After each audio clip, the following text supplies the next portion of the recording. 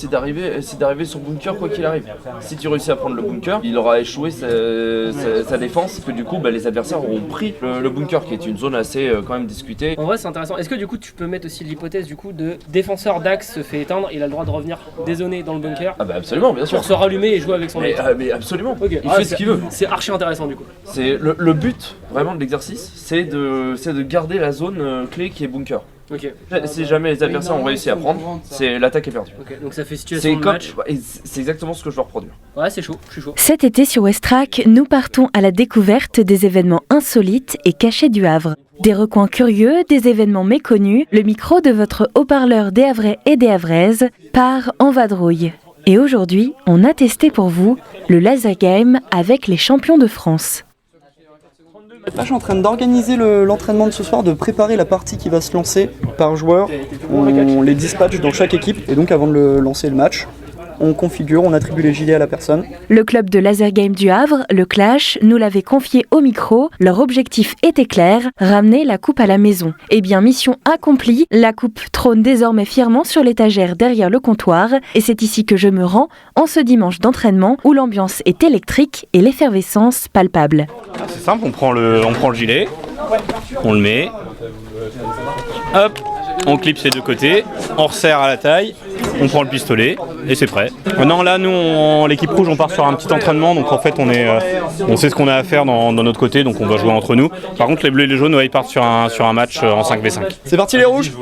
Maillot sur le dos, ils enfilent leur gilet avant de plonger dans les fameux labyrinthes, ou les labis pour les initiés, des salles plongées dans le noir, décorées de parois fluorescentes, les planches. L'objectif, éteindre un maximum de gilets adverses. Donc là, nous, on va rentrer, on va être en rôle d'arbitrage, entre guillemets.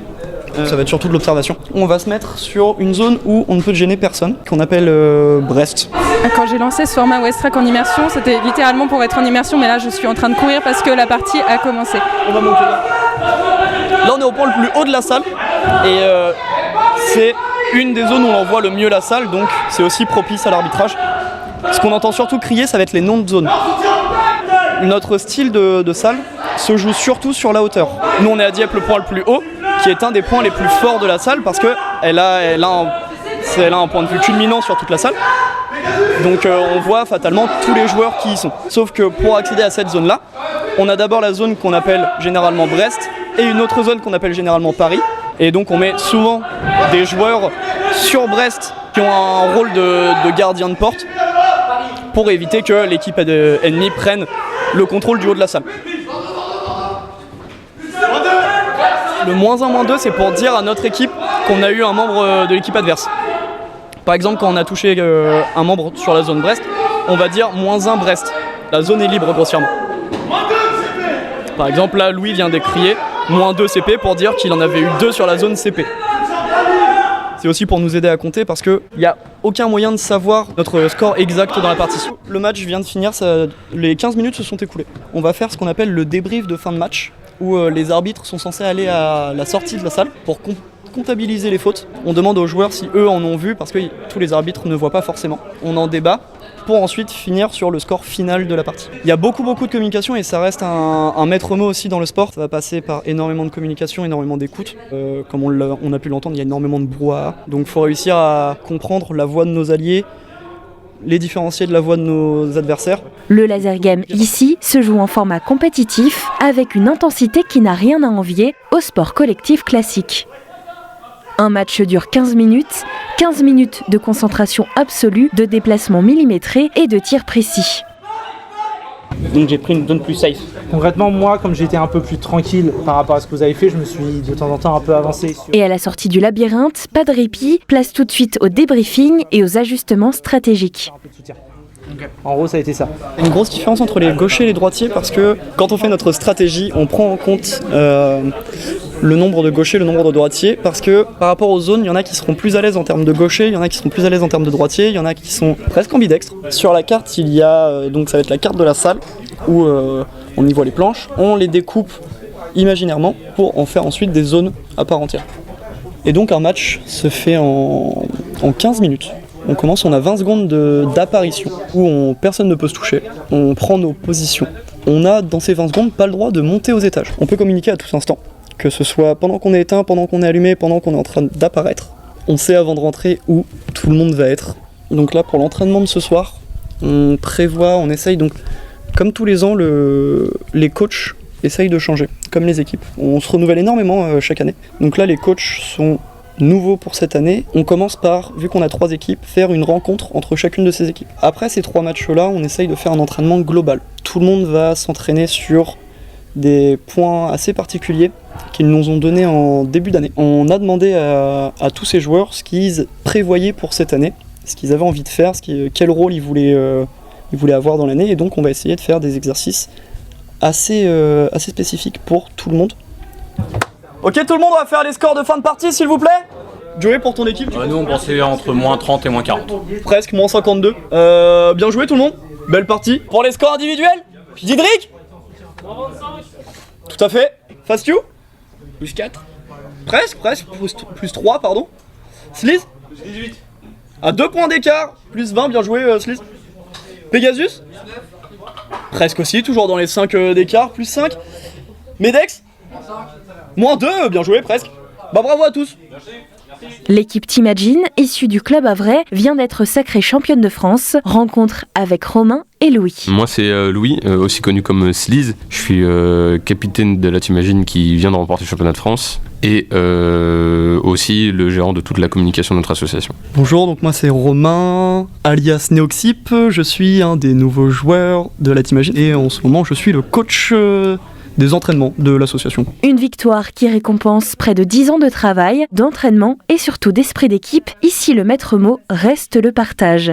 L'objectif d'entraînement de toute l'année, ça a été ça, d'optimiser nos entraînements. Et là, on y allait avec l'objectif absolu de gagner le championnat de France et de ramener pour notre association enfin le titre du champion de France. Ce qu'on a réussi à faire, on l'avait annoncé, on l'a fait, on est revenu avec, donc on est très content. C'était un super championnat de France pour nous, action à fond, retournement de situation, adrénaline dans tous les sens.